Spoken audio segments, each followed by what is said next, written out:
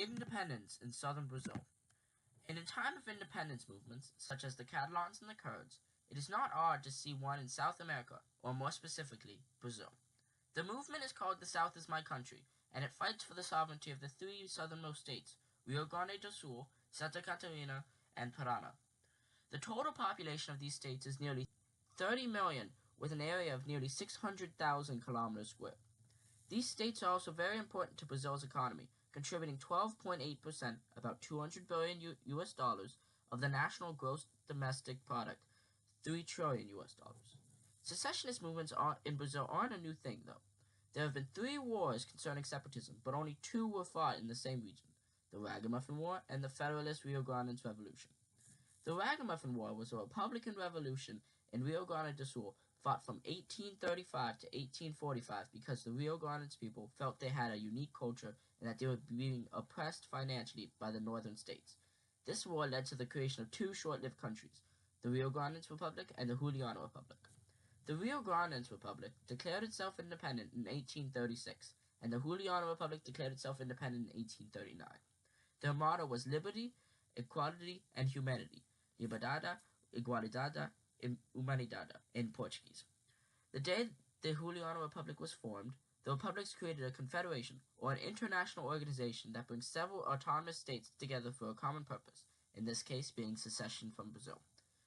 The Juliano Republic was overrun by Brazilian forces after just 5 months of being created, and the Rio Grande Republic signed the Ponte Verde Treaty in 1845, dissolving the republic.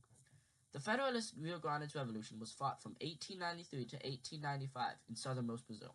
The people of this region did not agree with the newly formed First Republic of Brazil, and they had been devastated by wars in the region and were fed up with the Brazilian government, and they wanted to return to the Portuguese Empire rather than stay in the Brazilian Republic. This idea still exists, as proclaimed by the current leader of the movement, Celso Deutsche. We prefer to return to Portugal than pay so dearly for continuing to be Brazilians. This specific movement, however, was officially created in 1992 as the Pampas movement.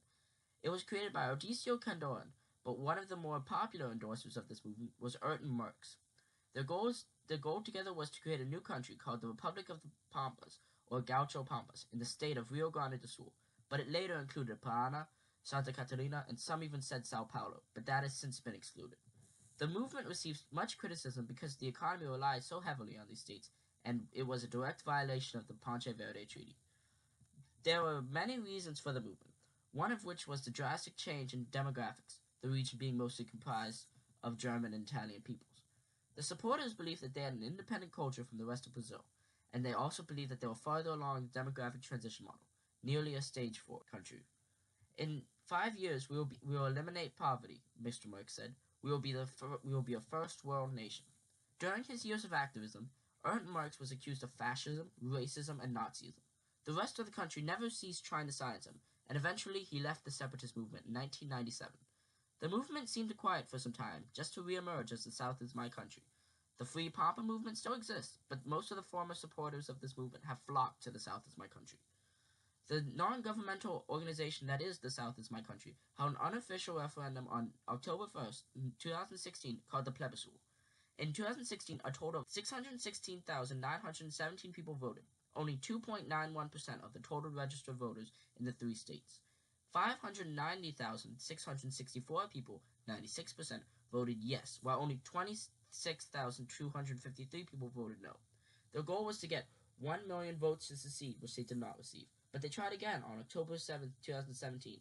They received only 364,256 votes in all, only 1.72% of the registered voters, with 96% voting yes again. While the movement has failed twice, the followers are still hopeful and don't intend to stop trying. Celso Deutsche said, whenever the subject of separatism comes up, they ban it because the federal constitution does not allow it. But the law is not immutable. He believes that despite the recent failures, the emancipation of these southern states will prevail. The South is our country, he stated. Long live the free South. Independence.